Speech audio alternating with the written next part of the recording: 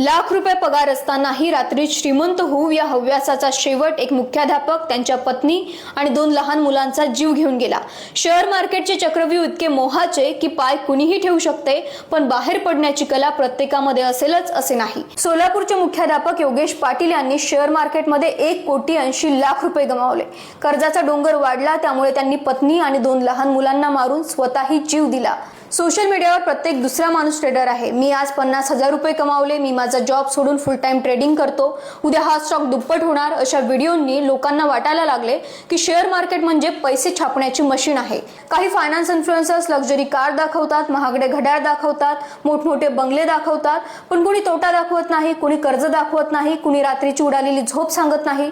याचा अर्थ share market चुकीचे आहे असा नाही, पण समस्या तेव्हा सुरू होते जेव्हा गुंतवणूक जुगार बनते, जेव्हा अभ्यासापेक्षा टिप्सवर जास्त विश्वास ठेवतात आणि जेव्हा स्वतःकडचे पैसे संपूनही कर्ज घेऊन गुंतवणूक करतात। लक्षात ठेवा, शेअर मार्केट हे संपत्ती निर्माण करण्याचे एक साधन असू शकते, पण जर ज्ञानापेक्षा लोभ मोठा झाला, गुंतवणुकीपेक्षा जुगार मोठा झाला आणि संयमापेक्षा फोमो मोठा झाला, तर हेच साधन आयुष्य उद्ध्वस्त करू शकते।